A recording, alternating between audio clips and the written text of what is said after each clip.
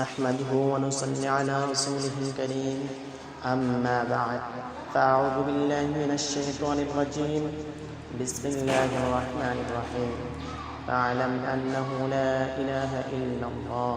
وعن أنس بن مالك رضي الله عنه قال قال رسول الله صلى الله عليه وسلم طلب العلم فريضة على كل مسلم وفي رواية على كل مسلمة রাওয়াহু মুসলিম। সহিহ মুসলিমে এসেছে, আনাস ইবনে মালিক থেকে বর্ণিত, তিনি বলেন রাসূলুল্লাহ সাল্লাল্লাহু আলাইহি ওয়াসাল্লাম ইরশাদ করেছেন, প্রত্যেক মুসলমানের জন্য দ্বীনি ইলম অর্জন করা ফরজ। দ্বীনি ইলম ব্যতীত মুসলমান হিসেবে জীবনযাপন করা যায় না। মুসলমান হিসেবে জীবনযাপন করার জন্য দ্বীনি ইলম অতীব প্রয়োজন। এজন্য ইসলামে ইলমুল হালকে ফরজ করা হয়েছে। শেখুল ইসলাম ইবনে তাইমিয়া রাহমাতুল্লাহি আলাইহি বলেন, দ্বীনি ইলম বলতে তিন ধরনের ইলমকে বোঝানো হয়।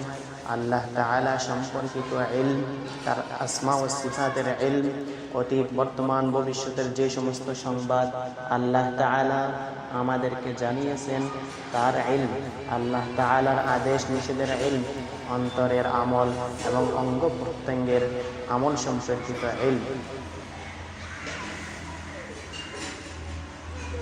যেটুকু ইলম অর্জন না হলে, যেটুকু ইলম না হলে মানুষ তার জাগতিক জীবনের প্রতিটি ক্ষেত্রে ইসলামের বিধান অনুসারে চলতে পারে না, ওটুকু ইলম অর্জন করা ফরদুল আইন।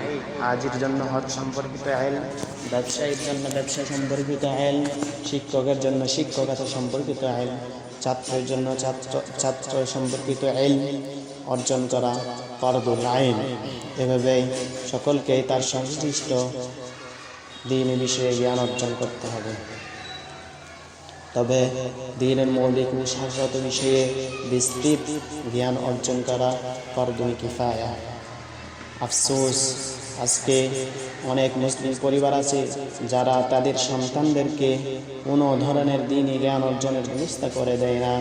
তারা এভাবে আল্লাহ তাআলার জ্ঞান না শিখে, আল্লাহ তাআলার বিধিবিধান না শিখে বড় হয়। এভাবেই দ্বীনকে সম্পূর্ণরূপে পরিত্যাগ করা এবং বিলকুল শরিয়ার জ্ঞান না শিখা, বিলকুল শরিয়ার ইলম না শিখা, এটি একটি কুফরি কাজ যা মানুষকে ঈমানের সীমা থেকে বের করে দেয়। এটি কুফর আমলি। আমার প্রিয় ছাত্র ভাইরা, যারা জানে আর যারা জানে না তারা কখনো এক সমান হতে পারে না। তাদের মধ্যে বিশাল ফারাক রয়েছে মর্যাদার দিক দিয়ে। ইলম মানুষকে মর্যাদার সুউচ্চ আসনে সমাসীন করে। আল্লাহ তাআলা বলেন, হাল ইয়াস্তাবিল্লাযীনা ইয়া'লামুনা ওয়াল্লাযীনা লা ইয়া'লামুন, যারা জানে আর যারা জানে না তারা কি সমান? ইন্নামা ইয়াতাযাক্কারু উলুল আলবাব, কেবল তারাই চিন্তা ভাবনা করে যারা বুদ্ধিমান।